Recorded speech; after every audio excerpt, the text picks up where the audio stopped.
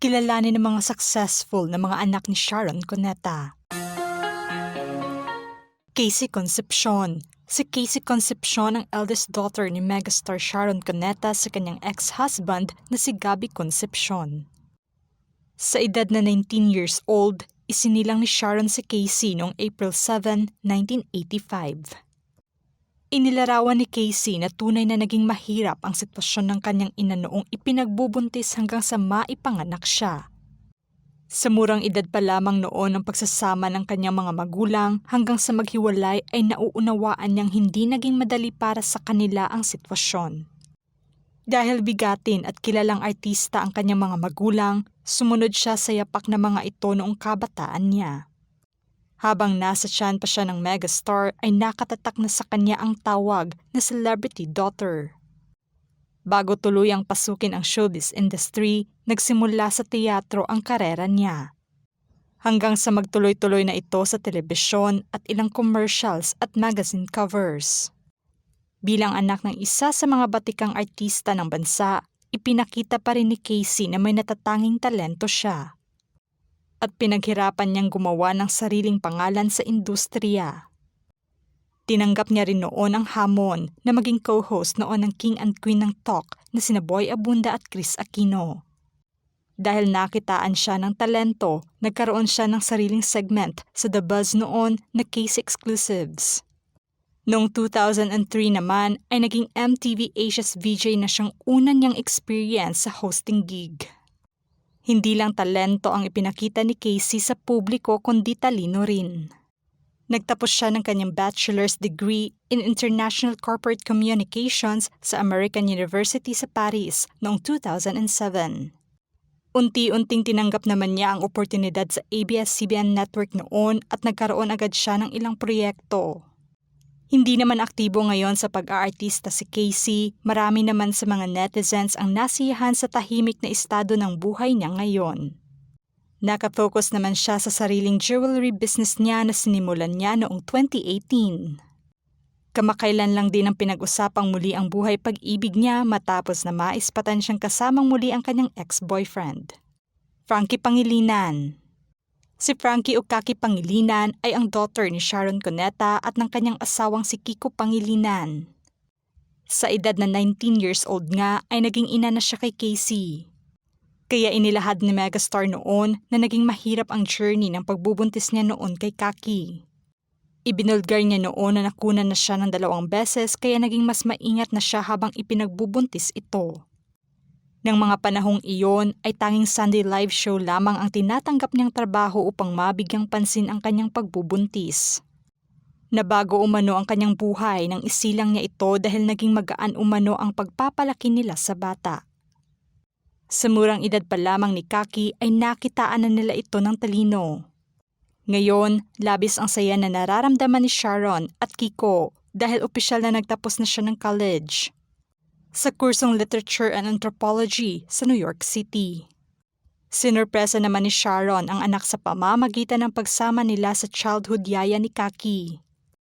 Makikita sa photos na ibinahagi ng megastar ang pagyayakapan ng dalawa.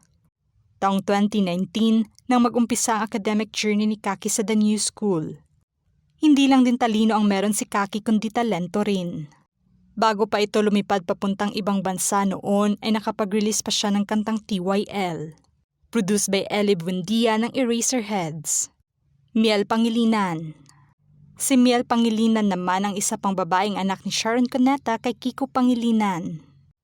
Isa si Miel, si controversial daughter ng mag-asawa dahil nasa kakaibang personality niya na hindi pasok sa timpla ng ibang tao.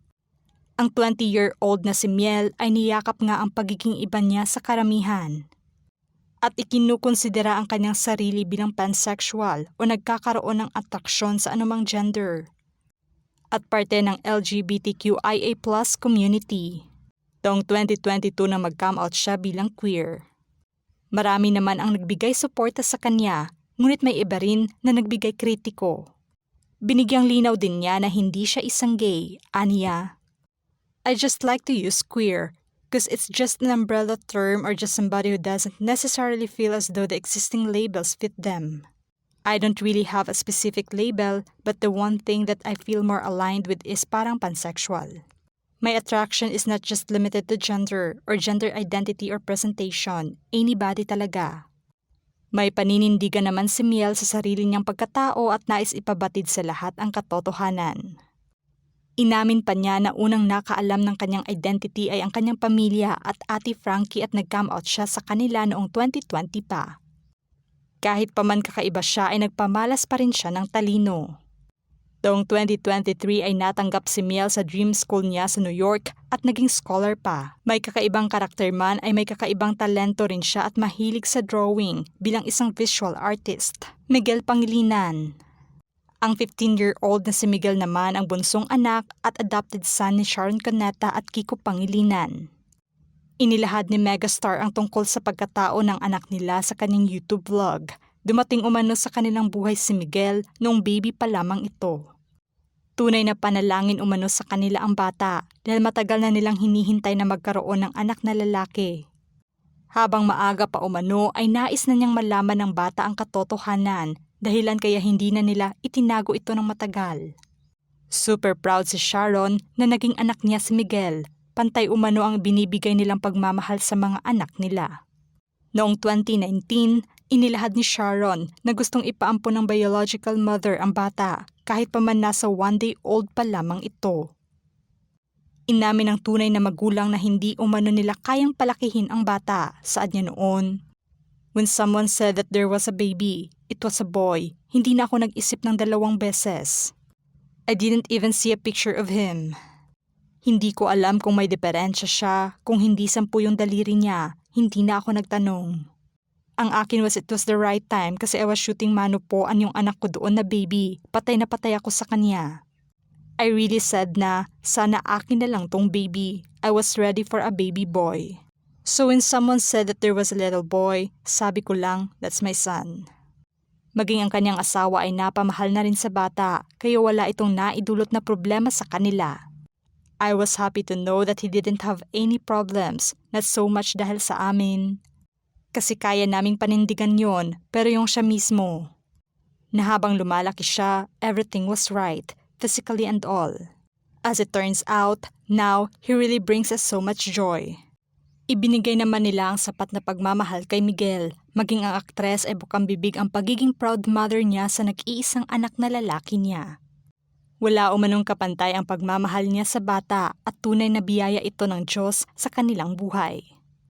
Kasalukuyang nag-aaral ng high school si Miguel at proud naman ang kanyang mga magulang sa kanya.